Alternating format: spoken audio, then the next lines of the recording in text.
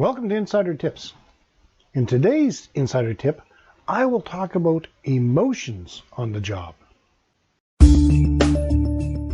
How do I open a hotel, resort, inn, bed and breakfast, or vacation rental? Or how do I grow my hotel, resort, inn, bed and breakfast, or vacation rental business? Or what changes do I have to make at my property post-COVID-19? If you have ever asked yourself any of these questions, I'll be happy to answer. But before I do, let me ask you a couple of questions. Does the idea of being your own boss in the hospitality property industry sound appealing? Is the thought of sharing your corner of the world with guests intriguing? Have you ever thought of opening or growing a hotel, resort, inn, bed and breakfast, or vacation rental, but are not sure where to start? Are you worried about whether guests will return and keep returning to your property after COVID? If you've answered yes to any of these questions, this course is for you. This course is designed to get you started and grow your business as a hospitality property owner or manager with more than just quick fix tactics, but instead help you develop successful long-term operation methods. I will cover Series 1, Hospitality Property Organizational Structure. Series number 2, Steps to Hiring Exceptional Hospitality Property Staff.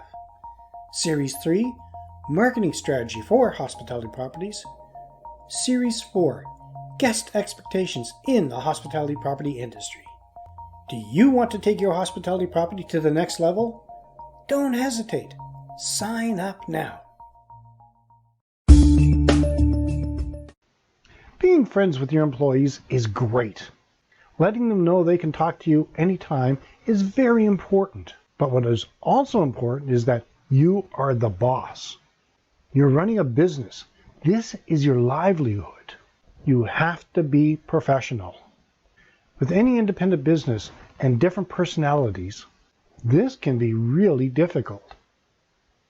If an employee is not happy and starts making negative conversations personal, there's a good chance you're going to start feeling irritated.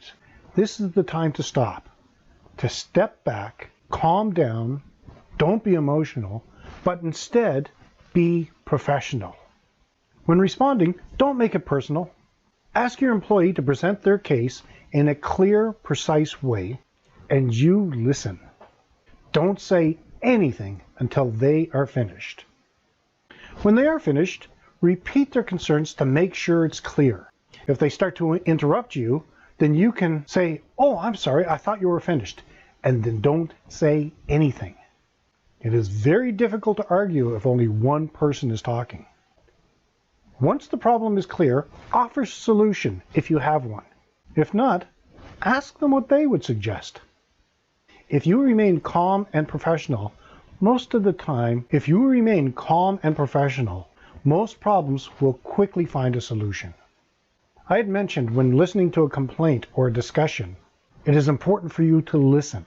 Listening sometimes is not that easy, and to be a good listener takes practice. So how can you improve? Challenge yourself. Whenever you're listening to a conversation, pretend there's a test at the end, and you will have to list the 3 most important items in that conversation. It's not as easy as you think, but with practice and a little time, it'll soon become second nature. Another way to know what you heard is to repeat what the person said. This is good for both the memory and clarification.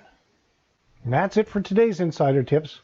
Subscribe if you haven't done so yet, and join one of our groups. Find the one that best serves your needs. You can subscribe at keystonehpd.com/insider-tips. And to find your best group option, visit keystonehpd.com/private-groups. Well, that's it for today's tip. Until next time, have a fun day.